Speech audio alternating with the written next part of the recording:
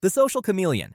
Think about this. You're at a party, jokes are flying, you're remembering everyone's names, asking follow-up questions about Brad's fantasy football league like you're genuinely invested. People think you're a full-blown extrovert. You're literally the golden retriever of humans. But there's something nobody sees. Your prefrontal cortex, the CEO of your brain, is working overtime like a call center on Black Friday. It's managing your facial expressions, tone matching, reading social cues, and it knows and manages that fake laugh you just did when Karen told that same story for the third time. This is called social code switching. Basically, your brain running Windows and Mac OS at the same time. Extremely exhausting. Isn't this like streaming Netflix on 5% battery? The second you get home, what happens? Your cortisol levels crash. You peel off that personality like a wet sweater. Battery's bright red. Your social battery isn't just dead. It's filing for bankruptcy. You lie down on the bed and let out a deep sigh. You're not fake, not two-faced at all. You're an ambivert, an introvert who can act extroverted, but it costs HP. Think of it like a phone. It can go into high-performance mode, but by 3 o'clock, it'll be screaming for a charger. The problem is, people mistake your ability to socialize with wanting to socialize. So they invite you again, and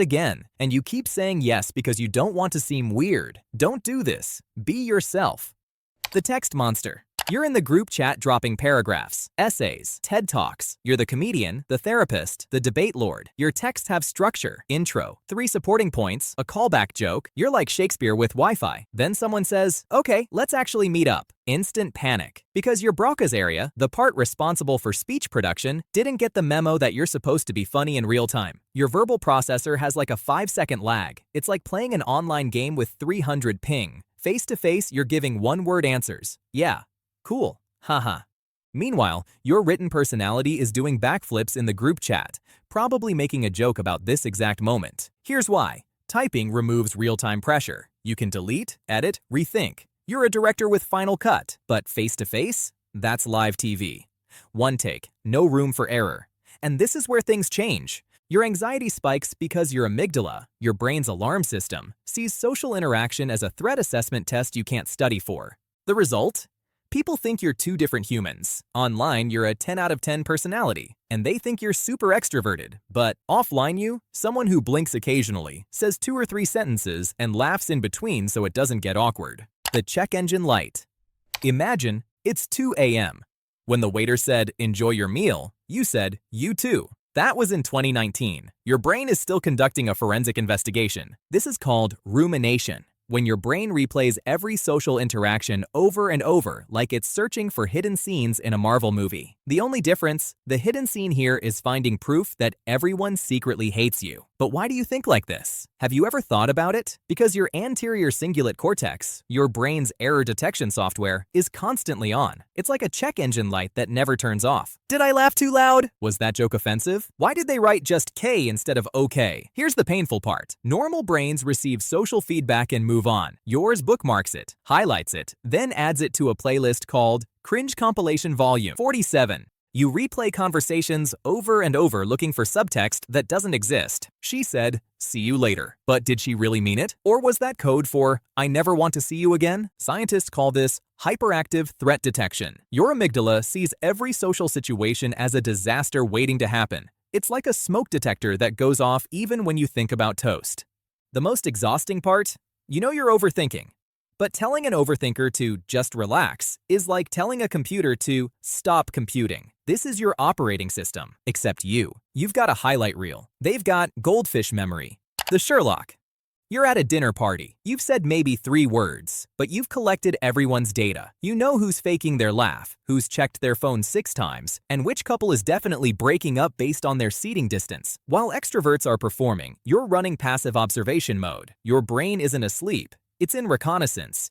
You're processing body language, voice pitch changes, micro expressions, basically FBI behavioral analysis, but for a random Tuesday. This is your default mode network on steroids, the part of your brain that activates when you're not actively engaging, except yours never shuts off. It's constantly pattern matching, connecting dots, building psychological profiles like you're preparing a dissertation on Human Behavior 101. Here's the problem. People think you're bored, or judging them. Truth? You're just absorbing. Your brain processes information better through observation than participation. Talking would actually interrupt your data collection. You speak in quality over quantity. When you finally say something, it's either devastatingly accurate or so random everyone thinks you weren't paying attention. Spoiler, you were paying attention to everything. You just needed time to compile the data. The daydreamer. You're in a conversation. You're nodding, making eye contact, throwing in the occasional But mentally, you're on a beach in Greece or replaying an argument from 2018 where you finally said the perfect comeback. This is called dissociation, when your brain decides reality is too boring or too stressful and just leaves. It's like your consciousness hit the eject button, but your body stayed behind on autopilot. Your prefrontal cortex literally reduces activity during these moments. It's not laziness. It's your brain's way of saying, I'm going to conserve energy by checking out for a bit. Like putting your computer on sleep mode, except you're still supposed to be listening to your boss explain the new workflow system. The scary part? You can lose minutes. Someone asks, "What do you think?" And you have to do a full system reboot just to remember what room you're in. Here's the twist. You're not ignoring people on purpose. Your brain is just overstimulated. Too much input, too much noise, too many fluorescent lights.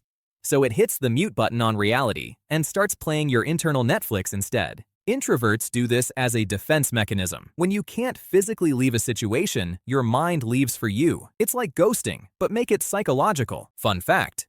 You've perfected the art of looking engaged while being completely gone. It's a survival skill at this point. The social sniper. You're at a party with 30 people. You will speak to exactly 2 of them. Everyone else? They're basically NPCs, background characters. It's not that you hate people. It's that your social energy is a limited resource, and you're not about to waste it on someone who's gonna ask, "So what do you do?" For the 3rd time. You've got a strict whitelist policy. If you're not on it, you get the NPC dialogue options. Yeah, haha, totally. This is called selective sociability. Your brain has decided that most interactions aren't worth the cortisol spike. You've run the cost-benefit analysis, and Karen from accounting asking about your weekend? That's a deficit. But with your chosen people, different brain, different person. Suddenly your dopamine receptors light up like a Christmas tree. You're funny, deep, engaged. You'll talk for hours because they're worth the energy expense. Here's what people don't get. You're not antisocial. You're selectively social. There's a difference. One is depression. The other is quality control. The problem? People think you're rude. Why don't you talk to anyone? Because most conversations are just verbal filler, and you're not about to pretend Brad's fantasy football update is riveting content. Truth bomb. You're not obligated to distribute your social energy equally. You're not a public utility. The battery saver. You were at the function, past tense, because you just activated ghost protocol. No goodbye, no I'm heading out, no dramatic exit. You just dissolved, like a video game character clipping through a wall. This is called the Irish goodbye. And for introverts, it's not rude. It's mercy, because saying goodbye means 47 individual conversations. Oh, you're leaving? Already? But we just got here. One more drink? No thanks. Your nervous system has hit maximum capacity. Your body is literally producing stress hormones like it's preparing for a marathon. Staying another 10 minutes might actually cause a system failure. So you scan the room, wait for the perfect moment. Someone's telling a story, everyone's distracted, and you vanish. Poof, gone. You're halfway home before anyone notices your chair is empty. Here's the science. Introverts experience social exhaustion differently than extroverts. Your brain doesn't recharge with people. It recharges away from them. Every extra minute at that party is literally draining your HP bar. The next day, your phone lights up. Yo, where'd you go? And you respond with the classic, oh, I wasn't feeling great, had to dip, which isn't even a lie. You genuinely weren't feeling great. You were feeling overstimulated. Reality check. Leaving without saying goodbye isn't antisocial. It's self-preservation. You're not ghosting. You're just hitting airplane mode before your brain crashes. The intellectual vault. Someone just asked you about the weather. Your soul left your body because you don't do surface level. You don't do filler dialogue. Small talk to you is like chewing on styrofoam. Technically possible, but why would you? You're wired for deep processing. Your brain literally craves substance. While others are chatting about traffic and Netflix shows, you're over here ready to discuss the psychological implications of childhood trauma or whether free will is an illusion. This isn't pretentious. It's how your frontal lobe is configured. You have what's called high need for cognition. Basically, your brain is a sports car that gets bored in a school zone. Shallow topics don't engage enough neural networks, so your mind just idles. Like running Photoshop to open a text file. Here's the curse. Most social situations run on small talk. It's the entry fee to deeper conversation. But you want to skip the tutorial and go straight to the boss fight. So you end up doing one of two things. Either you suffer through 20 minutes of conversational tutorial mode, or you just don't talk. You become the quiet person in the corner. Not because you're shy, but because you're conversationally unemployed. There's no job openings for the topics you actually care about. The irony? When you do find someone on your wavelength, you won't shut up. Suddenly, you're a TED Talk on legs. You'll talk for hours, because finally, your brain found something worth processing. Bottom line, you're not antisocial. You're just waiting for a conversation worth having. So, which one were you? Here's the thing nobody tells you. Being an introvert isn't a bug. It's not something you need to fix or grow out of. Your brain is literally wired differently, and that's not a weakness. It's just different architecture. The world is designed for extroverts, open offices, networking events. Why are you so quiet?